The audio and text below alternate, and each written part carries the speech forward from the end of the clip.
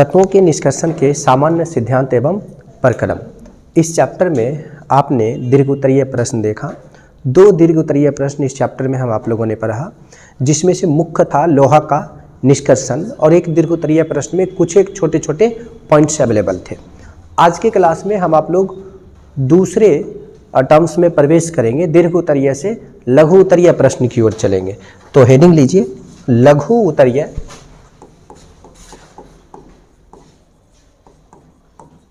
प्रश्न। सर लघु उत्तरीय प्रश्न कौन कौन से हैं? ये सेट आपके पास आ चुका है, इसी के अकॉर्डिंग टू हम आप लोग डिस्कस करेंगे। Short answer type questions.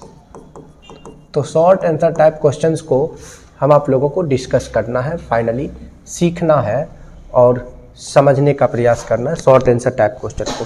Short answer type question में इस चैप्टर में जो सबसे पहला क्वेश्चन हमने रखा है वो है जारण एवं निष्तापन में अंतर स्पष्ट करें। एक शानदार क्वेश्चन है ये क्वेश्चंस और पूछे जाने की प्रबल संभावना रहेगी। नंबर ऑफ क्वेश्चंस इस चैप्टर में हमने बहुत कम डाला है, तो इतने क्वेश्चंस को आप कंफर्म रूप से तैयार कर लीजिए। सो सबसे पहला क्वेश्चन लिखिए, क्वेश्चन नंबर 1, जारण एवं निष्तापन में अंतर स्पष्ट करें।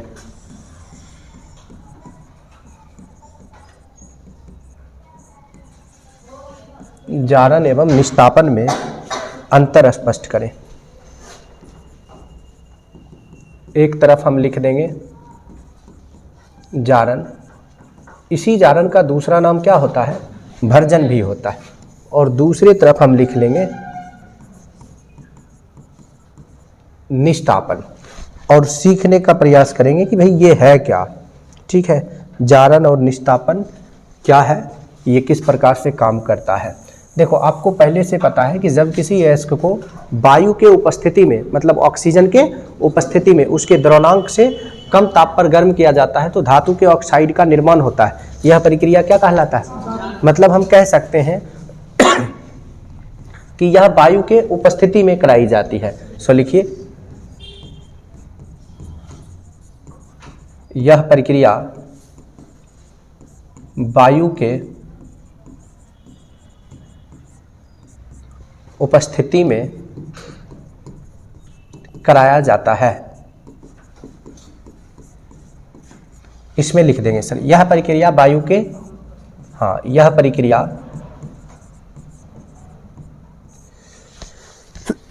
आप एक बात से आश्वस्त रहें कि वायु की जगह ऑक्सीजन का भी प्रयोग कर सकते हैं, ऑक्सीजन भी लिख सकते हैं। यह प्रक्रिया वायु के अनुपस्थिति में कराया जाता है। तो एक तो हो गया वायु के उपस्थिति में, दूसरा हो गया वायु के अनुपस्थिति में। दूसरा, यह प्रक्रिया वैसे अयस्कों के लिए प्रयुक्त होता है, यह प्रक्रिया वैसे या ऑक्सीजन रहित, यह प्रक्रिया ऑक्सीजन रहित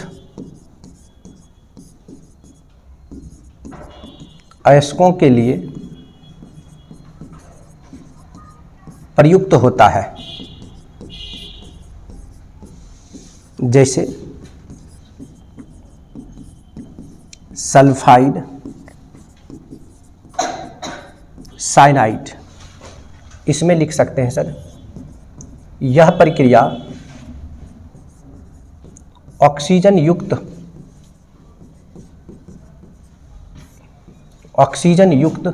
मतलब जिसमें ऑक्सीजन हो, अयस्कों के लिए प्रयुक्त होता है। अयस्कों के लिए प्रयुक्त होता है। जैसे ऑक्साइड, कार्बोनेट, हाइड्रोक्साइड, ETC। अब एक एक एग्जाम्पल्स इसमें डाल लीजिए। जैसे हम एक तीसरा पॉइंट एग्जाम्पल के जरिए दिखा रहे हैं, ZnS, इसको ऑक्सीजन की उपस्थिति में हीट करते हैं तो ये ZnO प्लस SO2 बनाता है। समीकरण संतुलित करना आपका काम। इसमें आ जाइए, इसमें एक एग्जाम्पल ले लेते हैं। जैसे मान लीजिए सीडेराइट लेते हैं, FeCO3, इसको हीट करते हैं तो ये FeO प्लस CO2 बनाता है, ETC। बहुत सारे एग्जाम्पल्स इसके पॉसिबल हैं। तो जारन और निष्ठापन में प्रमुख ये 3 अंतर है। इन तीनों अंतर को आप लिख लेते हैं तो आपका आंसर बहुत ही शानदार हो जाता है। बिकॉज जो अंतर आप लिख रहे हैं उसमें केमिकल रिएक्शन भी डाल रहे हैं, और केमिस्ट्री के किसी क्वेश्चन में केमिकल रिएक्शन आ जाए उससे बेहतर कुछ हो ही नहीं सकता। मेरा क्वेश्चन लिखिए तो, निम्नलिखित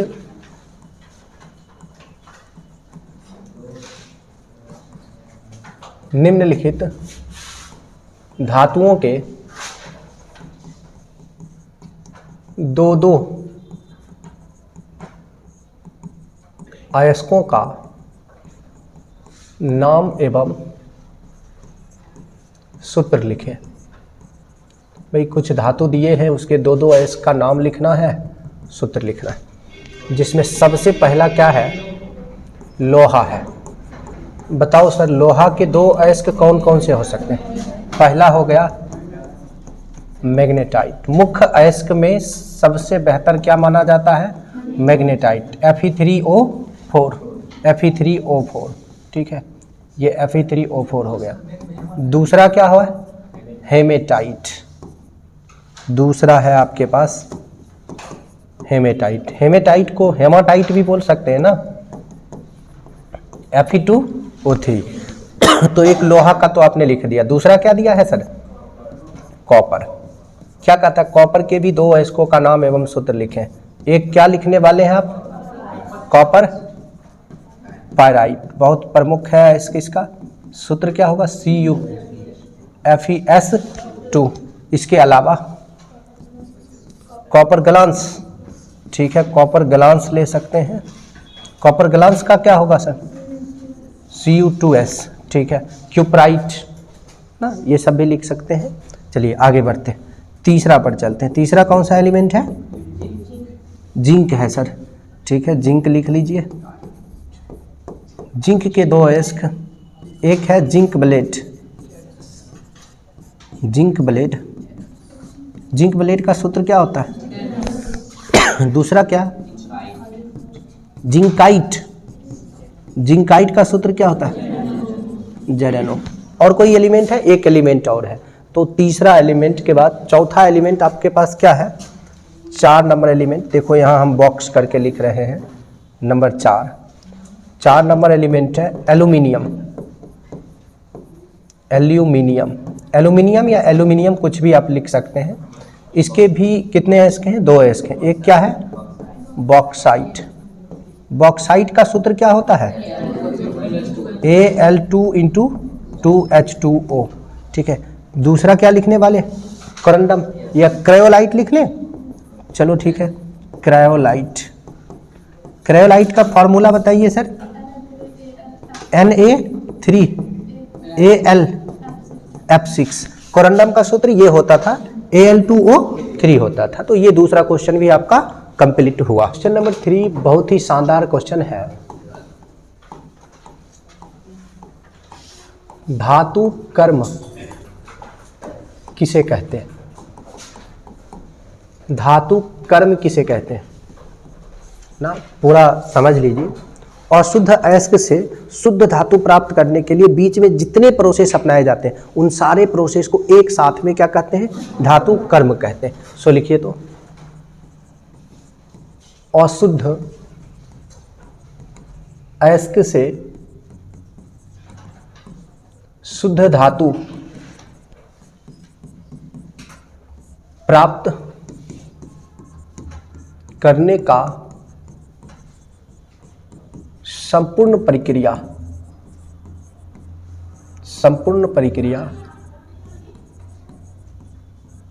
धातु कर्म कहलाता है।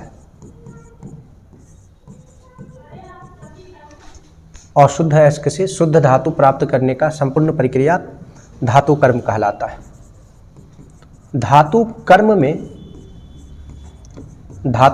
में प्रयुक्त होने वाला महत्वपूर्ण प्रक्रम निम्नलिखित है। भाई कुछ प्रोसेस हैं जो धातु कर्म में प्रयुक्त होते हैं, जिसमें सबसे पहला है अयस्कों का सांद्रण। सबसे पहला केमिकल प्रोसेस है अयस्क को हम साफ करते हैं। दूसरा प्रोसेस है धातु का निष्कर्षण। हाँ सर, धातु निष्कर्षण करेंगे कहाँ से? तो अयस्क से ही करेंगे ना, ठीक है। अब निष्कर्षण में पहले ऑक्सीकरण अपनाया जाता है, फिर अवकरण अपनाया जाता है। ऑक्सीकरण के लिए 2 प्रक्रिया है, जारण और निस्तापन। फिर अवकरण के लिए अलग अलग प्रक्रिया है। तीसरा है जब धातु निष्कर्षित हो जाए तो धातु का शुद्धिकरण।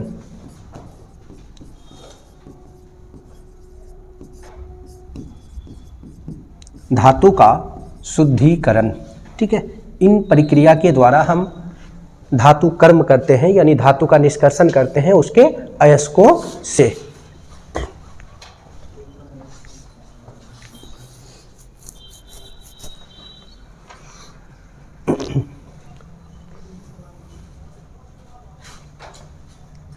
क्वेश्चन नंबर 4, चौथा क्वेश्चन है सर, अयस्कों के सांद्रण से आप क्या समझते हैं? देखिए, अयस्कों के सांद्रण को ना अयस्कों का सज्जीकरण भी कहते हैं। क्या कहते हैं? अयस्कों का सज्जीकरण।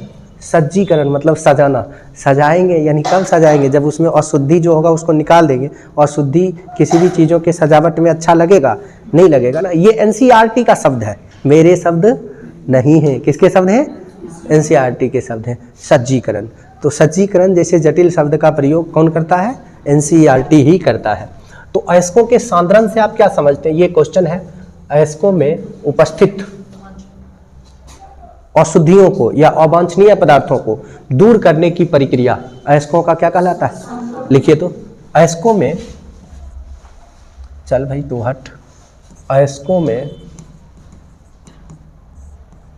उपस्थित अशुद्धियों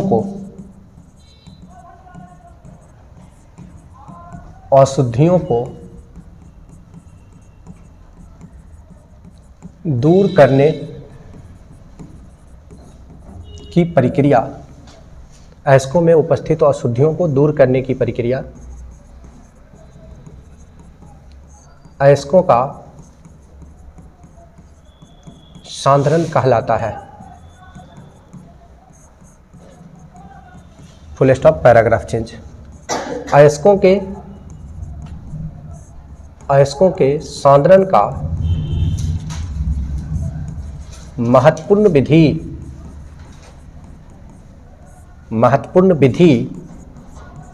निम्नलिखित है। महत्वपूर्ण विधि निम्नलिखित है। भाई अयस्कों को कॉन्सेंट्रेटेड करने के बहुत सारे मेथड हैं, जिसमें सबसे पहला है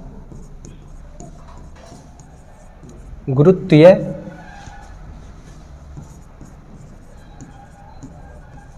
पृथक्करण विधि। दूसरा है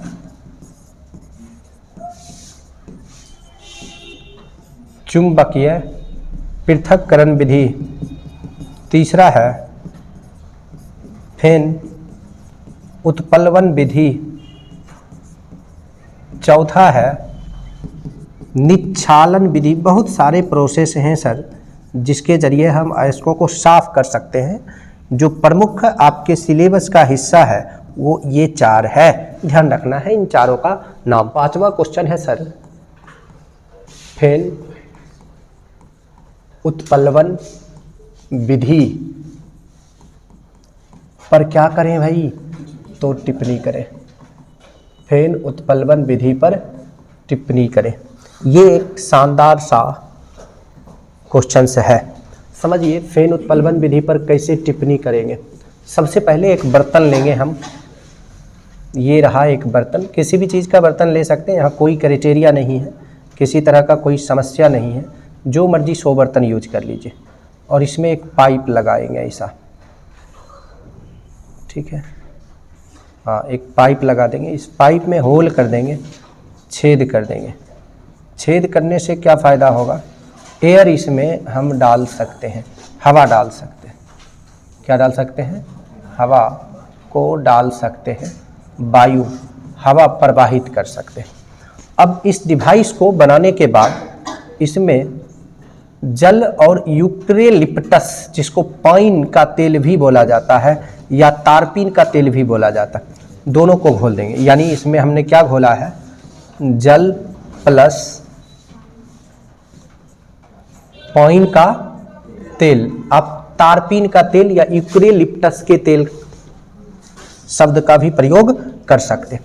अब हम सल्फाइड ऐश का डस्ट बनाएंगे और उस सल्फाइड ऐश को इसमें डाल देंगे। ये बाल्टिंग जो है, इस बाल्टिंग में क्या करेंगे, डाल देंगे। किसके चूर्ण को, सल्फाइड ऐश के चूर्ण को। और सल्फाइड ऐश के चूर्ण को डालने के बाद हवा का तेज झोंका प्रवाहित करेंगे, फू फू करके, मतलब डालते रहेंगे। जैसे वो देखते हैं ना, अब मान लीजिए कि बहुत बड़का 50 टन वाला, हवा फूकेंगे, फुकाएगा क्या, अपने फुका जाएंगे फूकते फूकते। तो सिचुएशन क्या होगा, मतलब वहाँ पर मशीन से हवा को प्रवाहित किया जाएगा ना, मशीन से एयर प्रेशर से एयर को डाला जाएगा।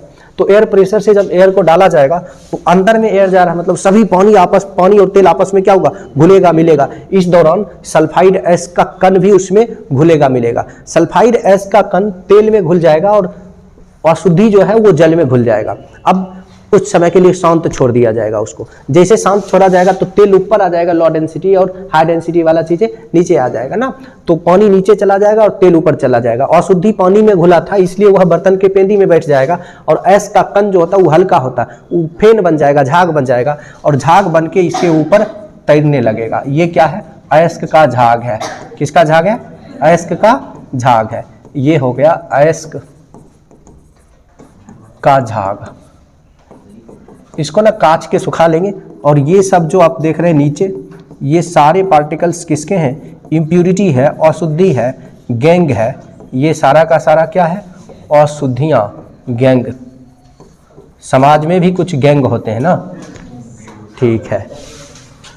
तो चलो सर, अब गैंग्स ऑफ वासेपुर, यार उतना खतरनाक पर मत चलो, ठीक। सो लिखिए सबसे पहले,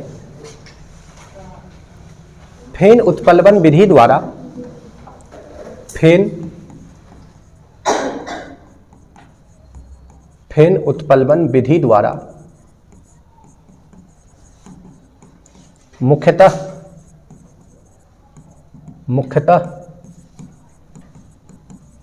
सल्फाइड एवं साइनाइड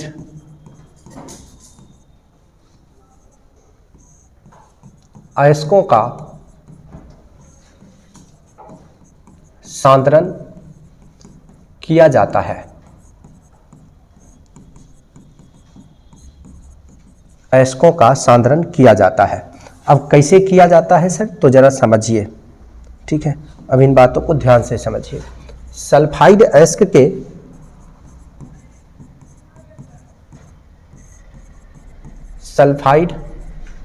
अयस्क के महीन चूर्ण को जल एवं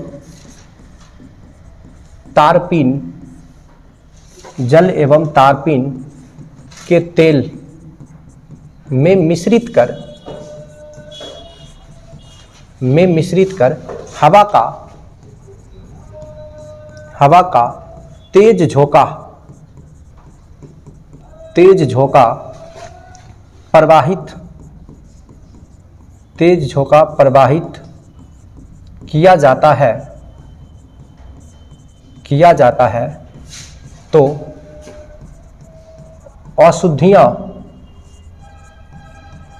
अशुद्धियां जल में घुलकर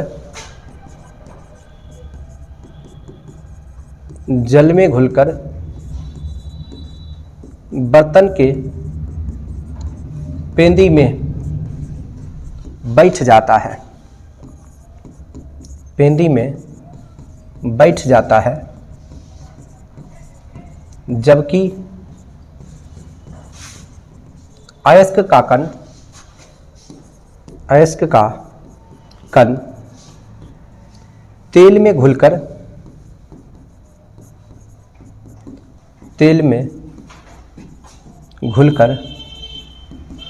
झाग बनकर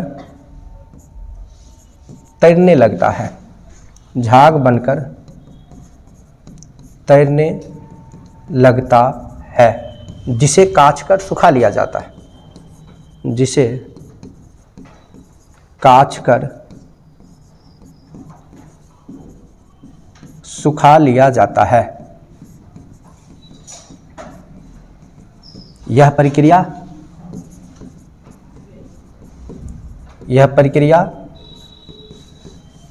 फेन उत्प्लवन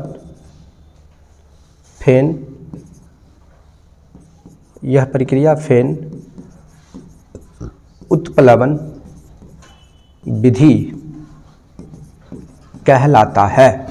तो इसमें ना आप चित्र निश्चित रूप से डालेंगे, चित्र नहीं डालेंगे तो आपका आंसर अनकम्प्लीट माना जाएगा। और हो सके तो कुछ एक एग्जाम्पल्स लगा दीजिएगा, जैसे मान लीजिए जैसे ZNS, PBS, FeS2, CuFeS2। हम इतना सारा इसलिए लिख रहे हैं कि एक आधो को 2 गो तो याद रहबे करेगा, etc।